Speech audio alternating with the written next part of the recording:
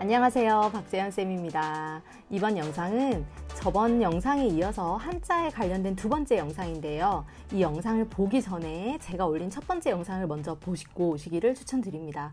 첫 번째 영상을 간단히 요약하자면 공무원 시험에서 꾸준히 등장하고 있는 한자 한 문제는 대체 어떤 식의 문제들이 나오는가 라고 해서 제가 한자의 표기를 묻는 문제 그리고 한자의 도금을 묻는 문제 이 두 가지의 문제 유형이다 라고 설명을 드렸습니다.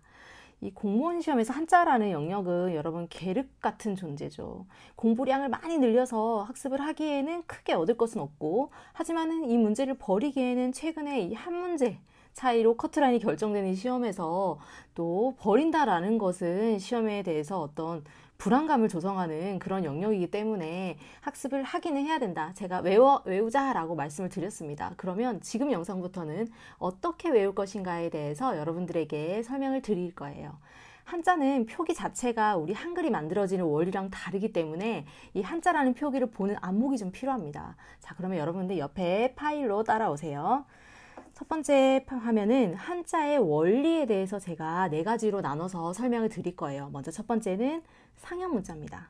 한자는 아주 오래된 역사를 가지고 있는 문자예요. 그러다 보니까 이 갑골 문자부터 시작을 합니다. 어디에 새겨서 그림으로 나타내던 문자부터 기원을 가지고 있습니다. 그래서 한자의 아주 적은 분량을 차지하고는 1% 정도의 한자들은 이렇게 물건의 모양, 어떤 사물의 모양을 그대로 한자로 나타낸 한자들이 있어요. 그런 것들 상형 문자라고 합니다. 그런 한자들을 보면 여러분들이 아마 익숙하게 이런 것들을 알 수 있어요. 산의 모양을 나타내는 매산, 또 물이 흐르는 모습을 나타내는 매천, 나무의 모습을 나타내는 나무목, 이런 것들이 상형 문자예요. 자, 다음은 지사문자로 만들어진 한자들이 있습니다. 지사문자는 이번에는 물건이 아닌 것들에 대해서 표시를 나타내는 이 상형 문자를 기반으로 하고 있지만 거기에 어떤 표시를 통해서 한자의 뜻을 나타내는 한자들이 있어요. 윗상은 이렇게 위에 있다, 아래는 아래에 있다. 그래서 윗상 아래야. 그 다음에 이제 나무의 끝부분, 끝에 있는 제일 위에 가지를 길게 나타내서 우리가 말년이다 할 때 끝 말자라는 한자는 이게 지사의 형식으로 만들어진 한자예요. 그 다음은 좀 더 많은 비중을 차지하고 있는 회의문자라는 한자의 원리가 있어요. 모일회자의 뜻 의자입니다. 그래서 뜻과 뜻이 결합해서 만들어진 한자입니다. 예시를 통해서 볼게요. 이 사람이라는 뜻에 나무라는 뜻을 합치니 사람이 이렇게 나무 옆에서 기댄다 라고 해서 우리가 휴게실 할 때 실 휴자가 이렇게 뜻과 뜻이 만나서 만들어진 한자예요. 자, 다음 네 번째는 가장 중요한 한자의 원리입니다. 이 한 70에서 80%의 한자의 비중을 차지하니까 가장 많은 비중이라고 보시면 됩니다. 자, 형성 문자는 모양의 소리를 더한 문자라는 뜻이에요. 모양 할 때 형태 할 때 형자랑 소리 성자를 나타내는 문자입니다. 여러분 이 용어는 지금 크게 외울 필요는 없어요. 제가 원리를 알아야지만 여러분들에게 이제 한자를 보는 안목이 길러지기 때문에 설명을 하는 겁니다. 자, 형성 문자는 뜻과 이번에는 소리를 나타내는 한자를 결합해서 만들어진 한자들이 많다라는 겁니다. 예를 통해 볼게요. 입구라는 한자에 포라는 한자가 있어요, 여러분. 엄마가 태아를 이렇게 뱃속에 감싸고 있는 모습을 나타내는 무언가를 싸고 있다라는 뜻의 포라는 음을 가진 한자가 있습니다. 그런데 이 한자는 뜻을 나타내기보다는 다른 한자랑 만나서 소리의 역할을 나타내는 한자예요. 그러면 앞에 입구자랑 이 포라는 소리가 만나면은 고함 지르다, 우리가 포효하다 할 때 크게 지르는 것을 포효하다라고 하는데 그때 고함 지를 포자가 이런 식의 원리로 만들어진 한자입니다. 입구자가 있으니까 입구자가 있으니까 고함 지르다라는 뜻이 되었고 포는 여기서 소리를 담당하는 기능을 가진 거죠. 그 다음에는 이제 물수가 왼쪽 붓으로 가면 삼수변이 되는데 이 물수가 뜻을 나타냅니다. 그래서 거품 포자가 되는 거예요. 이때 포는 소리를 나타내는 거겠죠. 그 다음에는 이제 먹을 식자, 먹다라는 뜻을 가진 한자랑 소리인 포가 만났어요. 그러면은 배부를 포자라는 한자가 되는 겁니다. 우리가 포식했다라고 할 때 이 한자가 쓰이겠죠. 자, 그래서 대부분의 한자들이 이런 형성 문자의 원리를 가지고 있다. 그러면 여러분들이 뒤이어서 하는 한자 수업에서 이 한자의 원리를 알면은 이 부수를 가지고 여러분 뜻을 한번 파악해 보세요. 우리가 지금 묻고자 하는 한글 표기의 뜻과 이 부수와 관련된 뜻이 상관이 있는지 한번 생각해 봅시다 라고 설명을 드릴게요. 그러면 여러분들이 이제 부수에 붙어있는 한자의 모양을 보고 뜻을 파악할 수 있어야겠죠. 그래서 준비한 게 바로 부수특강 수업이에요. 자, 이어서 수업을 하겠습니다. 자, 이 부수특강은 여러분 외운다기보다는 이런 모양의 한자가 들어가 있으면, 이런 한자가 부수로 있으면 이런 한자의 뜻으로 파생이 되는구나 라는 여러분들이 안목을 기르는 그런 수업이에요. 그러니까 한번 한자의 모양을 한번 잘 보세요. 우리가 알고 있는 한자들이 많습니다. 부수는 쉬운 한자들이에요. 자, 날일, 달월 이런 한자들이 있죠. 이런 건 당연히 아니까 넘어가고, 그러면 중요한 것은 참고에 있는 한자들 한번 보세요. 해와 달이 같이 만나면 여러분 밝을 명자가 됩니다. 이 정도도 알고 계시는 분들이 많을 거예요. 이 밝을 명자가 들어간 한자들은 명석하다. 자, 명석한 인재다 할 때 이렇게 사리가 밝고 분명한 사람 보고 우리 명석하다라는 단어의 뜻을 쓰죠. 그러니까 명석하다 할 때 명자인데 이 밝을 석자도 밑에 보세요. 날일자가 이렇게 들어가 있습니다. 그다음에 설명하다 혹은 이제 분별하다 할 때도 설명하다, 변명하다 할 때도 설명하다, 뭔가 말을 해서 밝히는 그런 상황에서도 밝을 명자가 쓰이는구나. 그다음에 일조량 할 때 당연히 날일자가 쓰이고, 비출 조자도 여러분 잘 보세요. 이 조명할 때도 이렇게 날일자가 한자에 들어가 있죠. 이런 밝히다라는 뜻의 날일자가 많이 들어가 있다. 자, 다음은 불화자입니다. 불화자는 마찬가지로 불이 타오르는 모습을 본다는 한자예요. 근데 불화자가 옆에 붓으로 들어가면은 날씬한 이렇게 불화자가 되고, 그다음에 다른 한자 밑에 쓰이면 이렇게 우리 가스레인지 불꽃을 생각하시면 돼요. 그리고 불화자가 이렇게 위아래로 쓰이면 불탈 염자가 됩니다. 우리가 폭염할 때 염자가 바로 이런 염자가 쓰이는 거예요.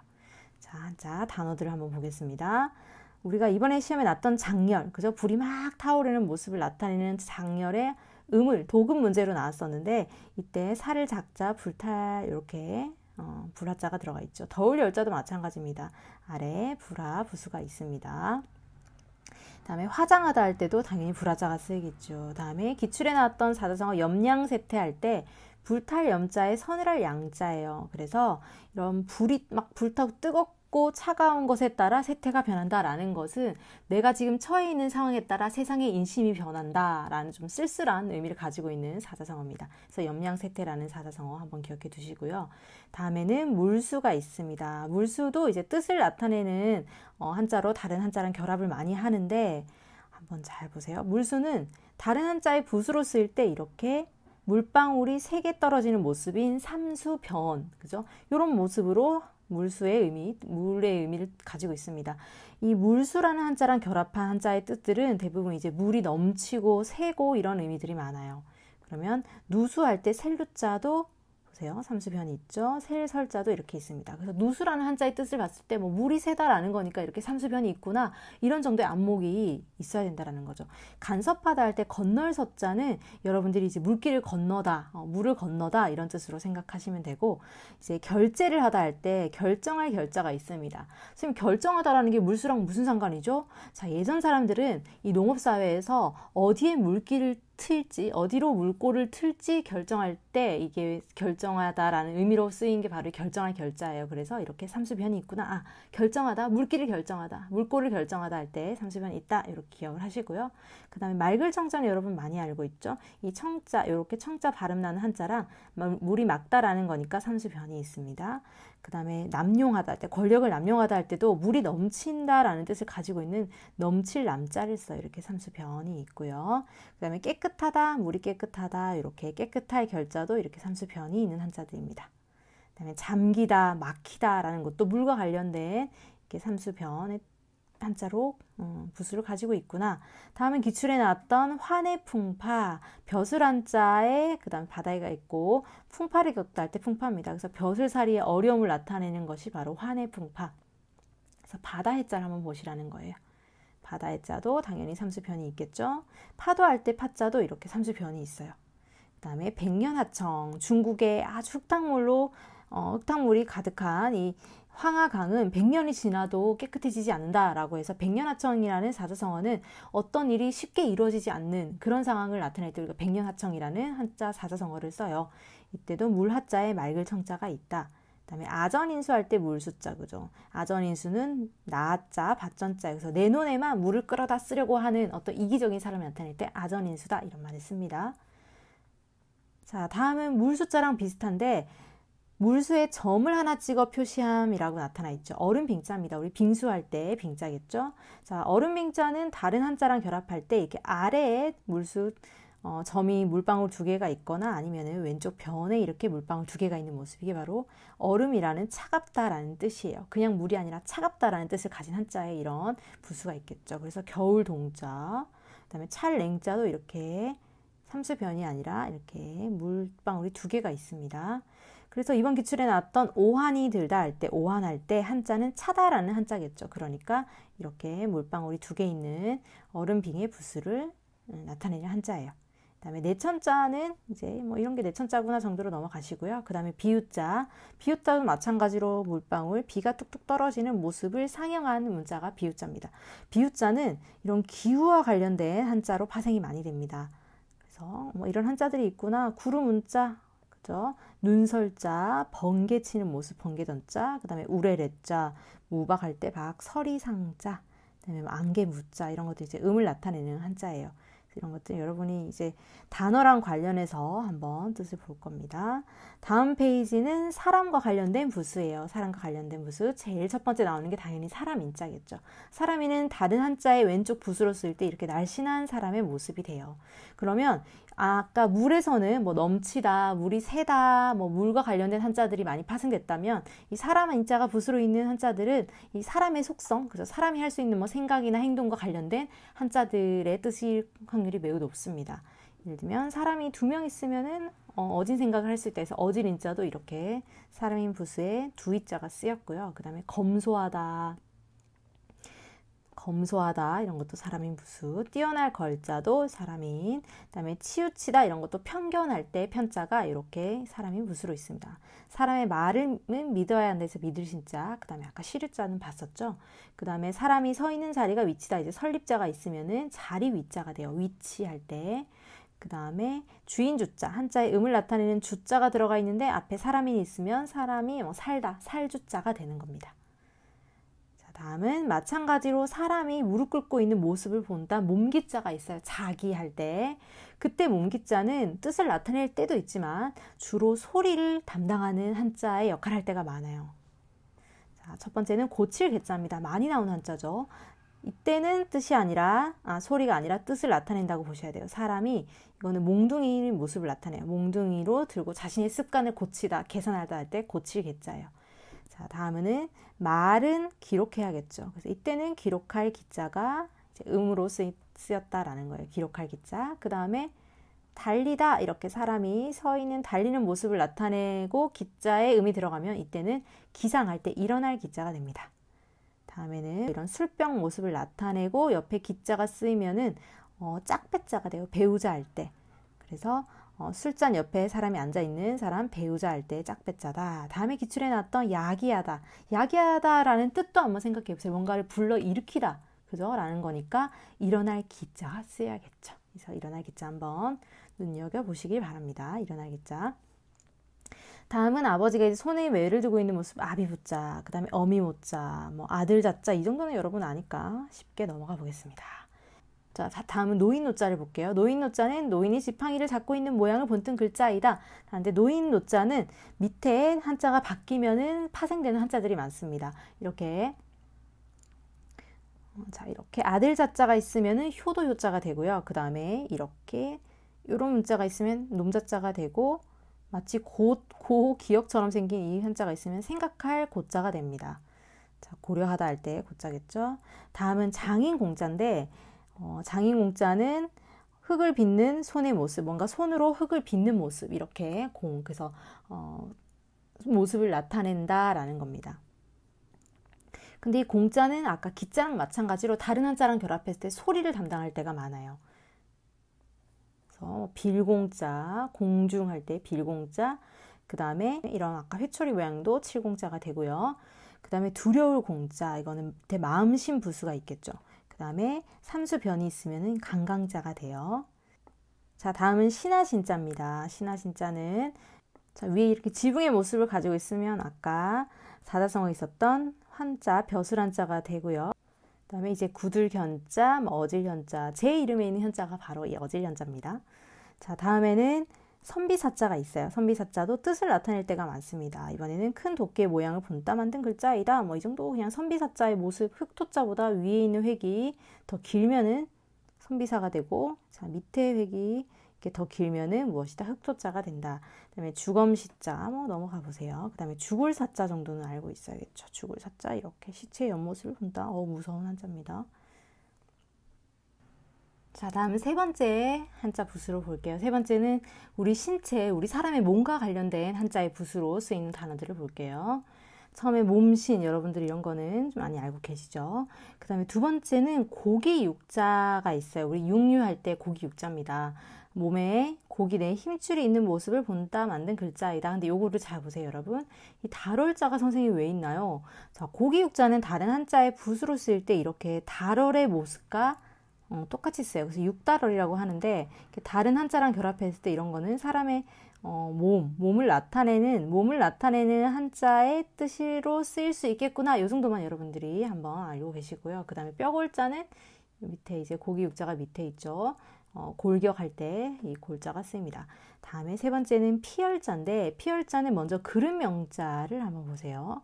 우리가 그릇의 모습을 본딴 한자가 있어요. 그릇 명자.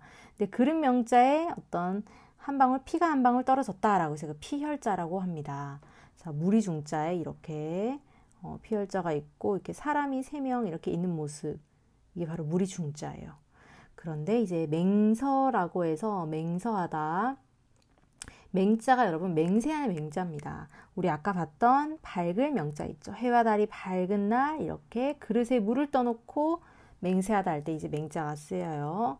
그 다음에 손수. 자, 중요합니다. 여러분 참고에 한자들이 많이 나와 있죠. 이 손수는 이 5 손가락의 모습을 본딴 한자인데 이 손수가 다른 한자의 붓으로 쓰이면 이렇게 손가락이 2개, 이렇게 2개 모습으로 된다. 이렇게 기억하시면 됩니다. 손가락을 편 모습을 본딴 글자이다. 자, 그럼 참고에 있는 한자들을 볼게요. 손바닥 장자, 그죠? 이렇게 있겠고, 그 다음에 가리킬 지자가 있어요. 무엇인가 손으로 가리키다. 그러면 이 손수가 붓으로 와 있는 이 한자가 쓰이면 되겠죠. 우리 캘체, 우리 채용하다 할 때, 1강에서 여러분들 제가 채용하다라는 한자를 설명할 때 이렇게 손으로 우리가 사람을 뽑는다라는 게 채용이죠. 근데 빛의 자가 쓰였어요. 그때 제가 이 손의 의미를 가지고 있는 부수가 쓰였습니다 라고 말씀드렸습니다. 이제 여러분들이 볼 수 있어야 돼요. 이 손수가 변으로 쓰이면 이렇게 쓰인다. 그래서 캐다라는 의미도 있고요. 치다라는 것도 손으로 치다니까 이렇게 손수의 의미가 가지고 있는 한자들이 붓으로 쓰였습니다. 밀치다라는 뜻도 마찬가지죠. 배척하다 할 때. 그 다음에 도울 붓자, 우리가 누군가를 도울 때 손으로 돕는다 이렇게 생각하시면 돼요. 그래서 부조하다 할 때도 이 붓자가 산의 붓자라는 산의 붓자의 음을 가진 한자 앞에다가 써서 이제 돕다라는 의미를 가진 붓자가 됩니다.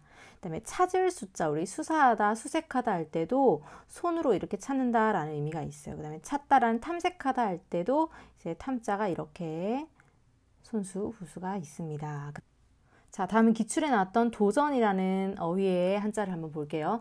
이때 도자는 도전하다라는 거는 그때 기출에서는 이렇게 도망갈 도자를 썼어요. 이게 가다라는 의미를 가진 한자인데 사람이 가는 모습인데 그때는 도망하다는 의미가 아니죠. 도전이라는 거는 뭔가 도두다. 그죠? 뭔가 새로운 것에 용기를 이렇게 도두다 하는 의미의 도자가 쓰입니다. 그래서 이렇게 손수가 붓으로 쓰인 도자가 쓰여요. 다음에는 손이 아니라 이번엔 발의 의미를 가진 한자를 볼 겁니다. 발족입니다. 그래서 뭐 이런 발바닥 모양을 나타내는 한자 이런 게 좀 발자국 모양을 나타내는 것이다. 이런 글자가 쓰여진 글자다. 그러면 이제 발족의 의미가 붓으로 쓰일 때는 여러분 이렇게 쓰입니다. 밑에가 좀 바뀌었죠? 이런 한자가 있으면은 부수가 있으면은 뭔가 뛰다, 밟다, 발자취, 뭐 재촉하다 이런 의미로 가진 한자들이 많다라는 거예요. 그래서 도약하다 할 때는 이 도자가 잘 보세요, 여러분. 아까 도자는 이런 표기를 가지고 있으면 도라는 발음이 나는데 손의 의미를 가지고 있으면 돋다, 뭔가를 도두다라는 뜻이고 가다라는 의미 한자가 부수가 있으면 도망가다는 의미고 이번에는 발족자가 있으면 뛸 도자예요. 그러면 도약하다라는 거는 어디 위로 올라가다, 나아가다, 발전하다는 의미니까 뛰다라는 의미, 뛸도자가 쓰여야 됩니다. 뛸 약자도 마찬가지네요. 그래서 이런 부수를 가지고 도로 다양한 도들이 쓰인다. 이걸 아는지 묻는 게 기출에 나왔던 한자입니다. 그다음에 답사를 가다 할 때도 밟다라는 의미가 쓰인 밟을 답자가 쓰이고요. 그 다음에 종적을 남기다 할 때도 발자취 종자도 마찬가지로 이 발족이 붓으로 쓰인 한자의 뜻을 역할을 하고 있습니다. 자, 그럼 촉진하다는 의미를 가진 촉자도 재촉하다는 의미를 가진 재촉할 촉자예요. 이거는 이제 발족자가 부수가 아니라 사람인 부수의 발족자, 사람이 이제 발로 나아가기를 재촉하다 할 때의 촉자가 쓰였다고 보시면 됩니다. 자, 그 다음에 우리가 코의 모습을 나타내는 한자도 봐야겠죠.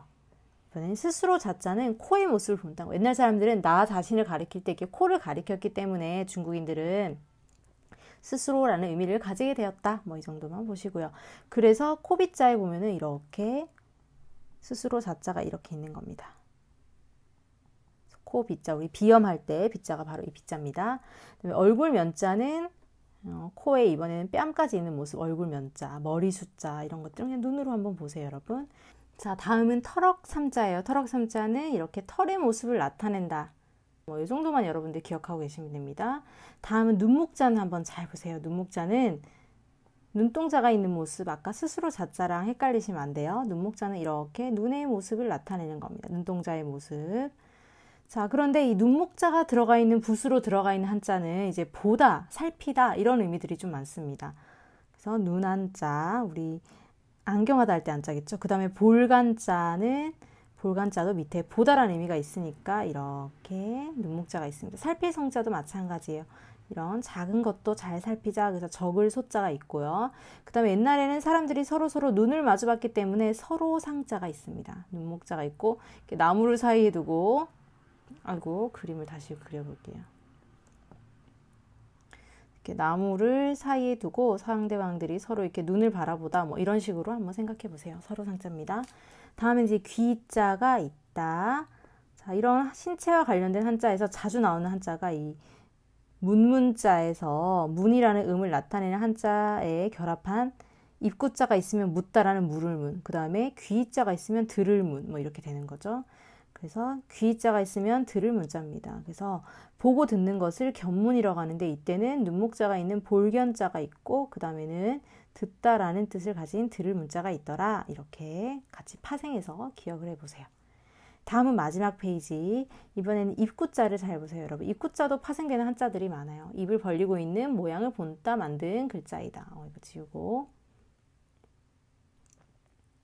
입을 벌리고 형상을 만든 자이다. 요거는 이제 수정을 하겠습니다. 그다음에 부르다라는 의미, 그죠? 입구자는 말하다, 부르다 뭐 이런 뜻을 가진 한자들이 많겠죠. 부를 소자. 그 다음에 물을 문자 아까 했습니다. 물을 문자 이런 것들이 있더라. 다음에는 혀설자입니다. 혀설.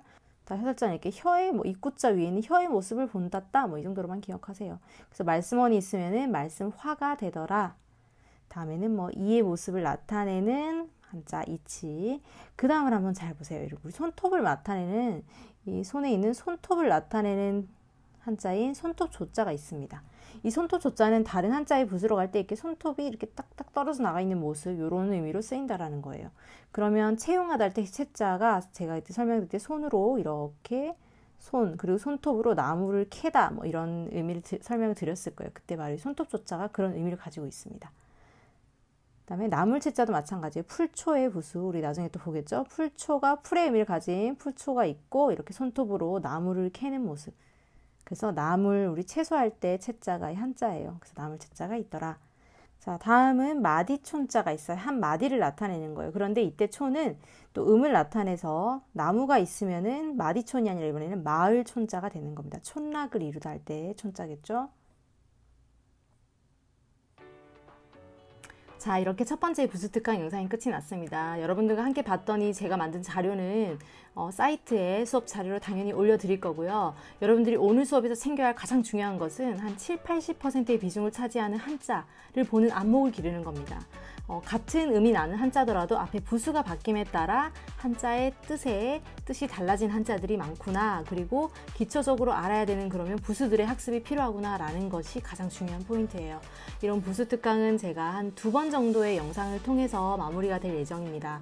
그 다음에는 우리가 가지고 있는 교재로 여러분들의 암기량을 늘릴 거예요. 자, 오늘 영상 본다고 다들 고생하셨고요. 자, 오늘 수업은 여기까지 하겠습니다.